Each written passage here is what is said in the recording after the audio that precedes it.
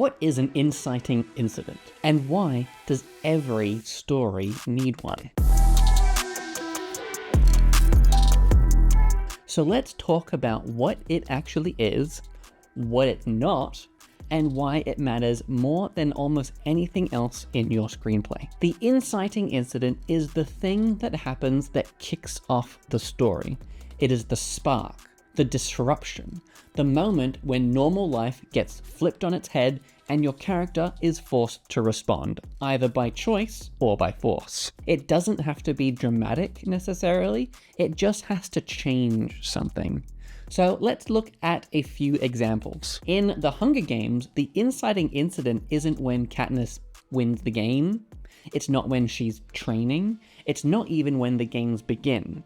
It's when Prim's name is called at the Reaping. That's the moment that flips Katniss's world. That's when she volunteers. That's the choice that sets everything in motion. It's emotional, it's irreversible, and it happens early, about 10 to 15 minutes in. Now here's what the inciting incident is not. It's not just any random event. A car crash isn't an inciting incident unless it changes the course of the story. Someone dying isn't an inciting incident unless the protagonist is personally affected and their path changes because of it. So here is the test. If you remove the inciting incident from your story, does the rest of the film still happen? And if the answer is yes, then it's not the inciting incident. It might just be the backstory, or maybe a bit of flavor, maybe even just some filler. In Toy Story, the inciting incident is when Buzz Lightyear arrives. Woody's life is stable.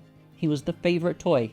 He had routine, order, and then Buzz shows up, and the entire dynamic changes. And that's the disruption that drives the story. So why does every story need an inciting incident? Because without it, your story has no direction. Your character has no reason to move, and if your character has no reason to move, then your audience has no reason to care. So the inciting incident is what hooks your audience. It's also the thing that makes the audience root for or fear for the protagonist, because now they are in it, whether they want to be or not. What makes a strong inciting incident? Here is a quick checklist. It disrupts the status quo, it affects the protagonist personally, and it happens early, usually by, as I said, pages 10 to 15 of a feature script. So let's do just one more example. In The Wizard of Oz, Dorothy doesn't get swept into Oz right away. There's a build-up. We get to see her family, her dog,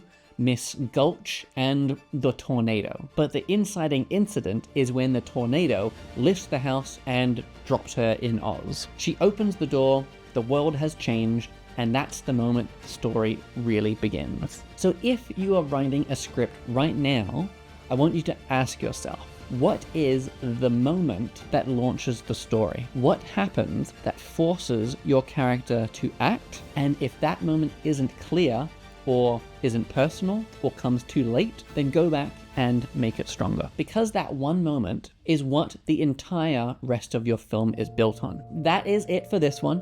If you want help figuring out what your inciting incident is, then drop a comment and tell me about your story. I'll do what I can to help you along. And once again, thank you for watching, and I will see you in the next video.